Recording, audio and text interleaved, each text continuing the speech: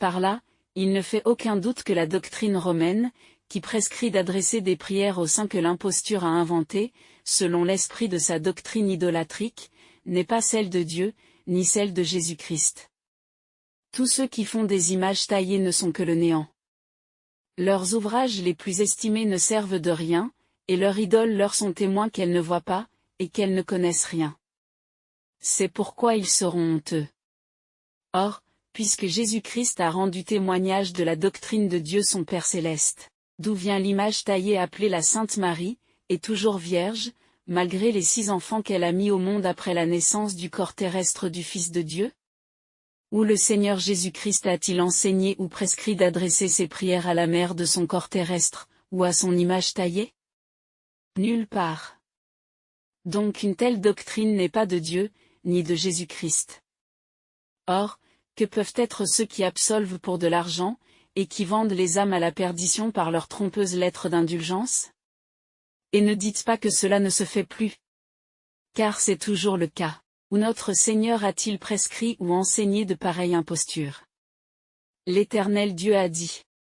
Malheur à ceux qui justifient le méchant pour des présents, et qui ravissent au juste leurs droits.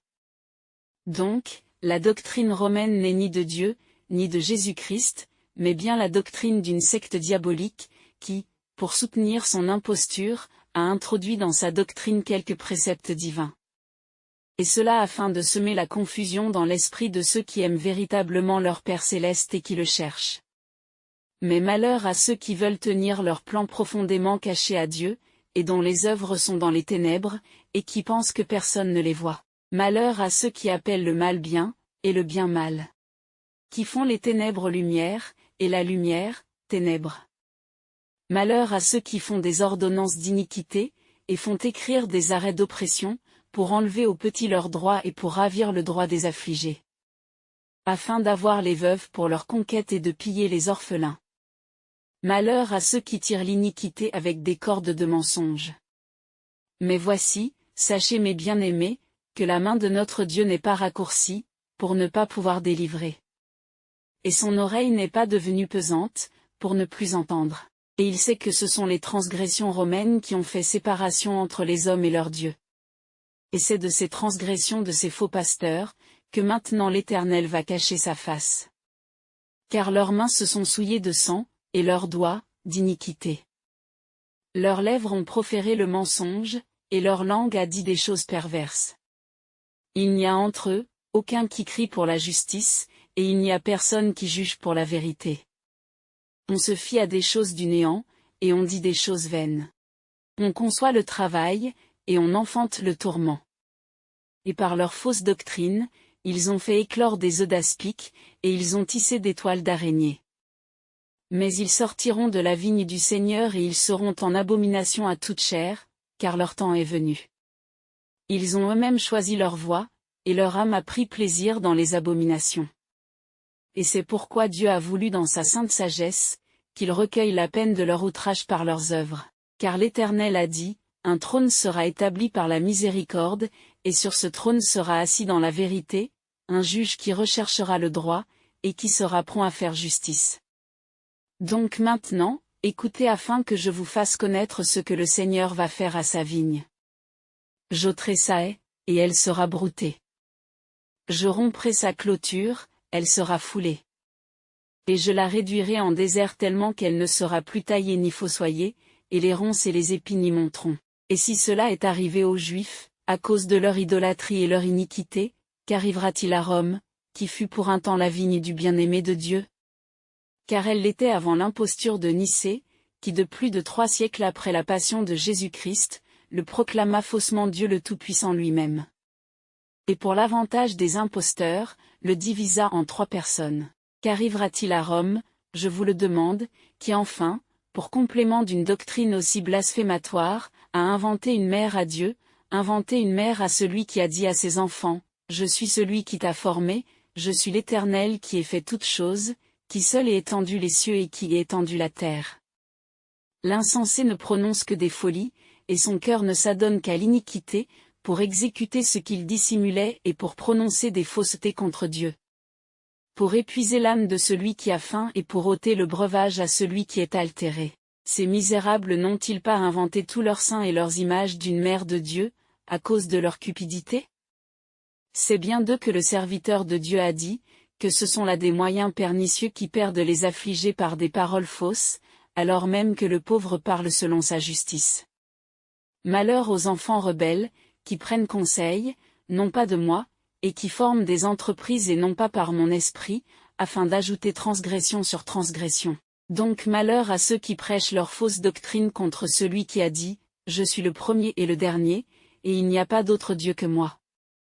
Malheur à ceux qui prêchent contre celui qui a dit, Dieu est mon nom et je ne donnerai pas ma gloire à un autre, ni ma louange aux images taillées.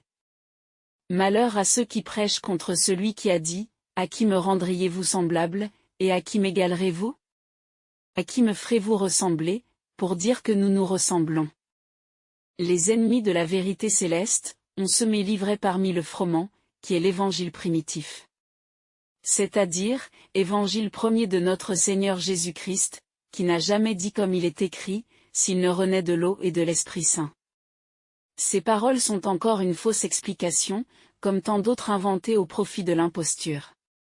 Car ce qui est né de l'Esprit Saint, est né de Dieu, qui est l'Esprit Saint. Et ce qui vient de Dieu est pur, et n'a pas besoin d'être purifié par l'eau, puisque l'eau est eau, aussi bien que la terre est terre. Or ce n'est pas l'eau qui sauve, mais la miséricorde de Dieu. Ce n'est pas le baptême qui protège, mais les œuvres de Dieu dans sa justice, qui ont été enseignées aux hommes par notre Seigneur Jésus-Christ, par la grâce de notre Père céleste.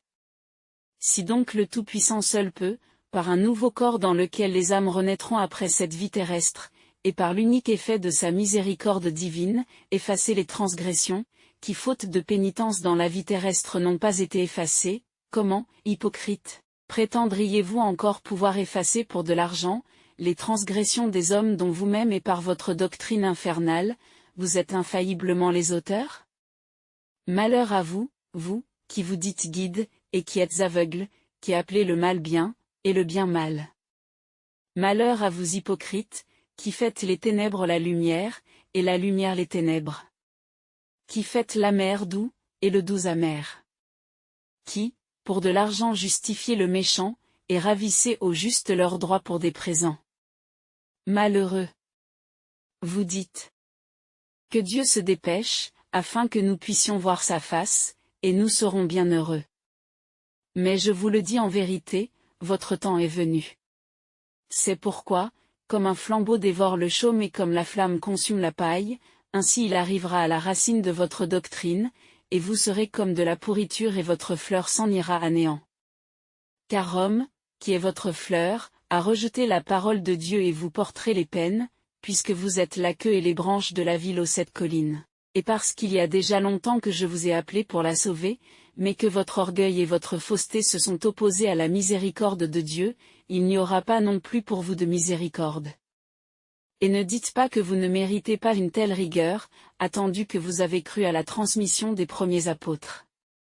Moi régente de la véritable Église du Seigneur Jésus-Christ, je dis, que Jésus-Christ vous a dit l'inverse de ce que vous prêchez. Car c'est lui qui est le maître, pas les apôtres. Et c'est lui qui vous a dit, je suis la véritable vigne, et mon Père céleste est celui qui la cultive. C'est lui qui vous a dit. Comme la branche ne peut d'elle-même porter du fruit, à moins qu'elle ne demeure unie à la vigne, ainsi vous n'en pouvez porter que si vous demeurez unis à moi.